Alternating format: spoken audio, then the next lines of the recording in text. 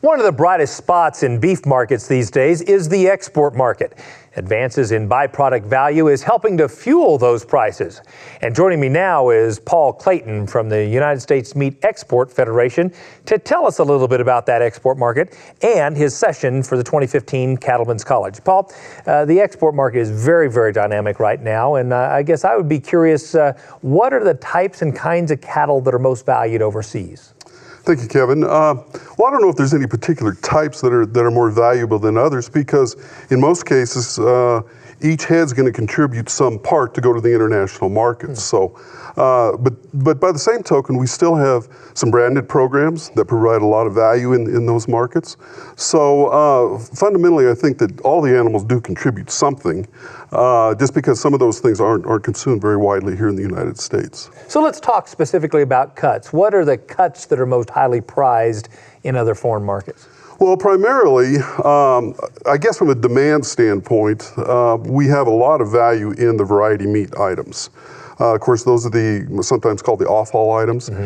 And they're just not consumed here in the United States because we have so many other choices that we can choose from. But they are valuable in other markets, and they do put a lot of value into the beef cattle here in the United States. We also have some of what we call our thinner cuts, which are cuts that typically come off the belly of the animal. Those are very highly prized, particularly in the Asian markets. The other thing I think that's key here is in markets like Mexico, and at one time with Russia, the very, very lean items, such as off of the round, are very popular with those particular markets. You know, I hear a lot about drop credit value and what that means from a global perspective. Specifically, what drives the value of drop credit? Well, drop credit is basically a measurement of the byproducts that are salvaged off of the animal. And that's primarily three items. It would be the variety meats, the rendered items, which typically are tallow and meat and bone meal, and then lastly would be the hides. Okay. The hide tends to be the highest value of those, and depending upon the value of some of the other markets, the variety meats and the rendered items may differ in what their value is, depending upon where they're going throughout the world. The whole complex is probably about in excess of $5 billion. So that's about $200, maybe $220 per head that those markets provide to the U.S. beef cattle value. Significant value then, for sure. You mentioned Russia before. I'm curious, there is a lot of volatility that comes with the export market. Specifically, what issues are you keeping your eye on now? Well, some of the bigger issues are, you know, where the markets are and which ones are easier to deal with and get our products into.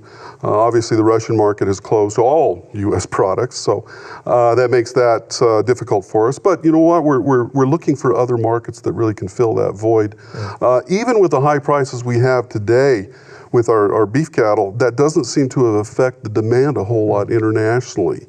So even though the value of the byproducts do increase along with the other beef items, we're still able to merchandise those and move them very easily in the marketplace. Speaks to the great work you and the other team members at Meat Export Federation are doing for us. Thank you. You're welcome. To find out more about Cattlemen's College 2015 and to see the full agenda, visit the website BeefUSA.org.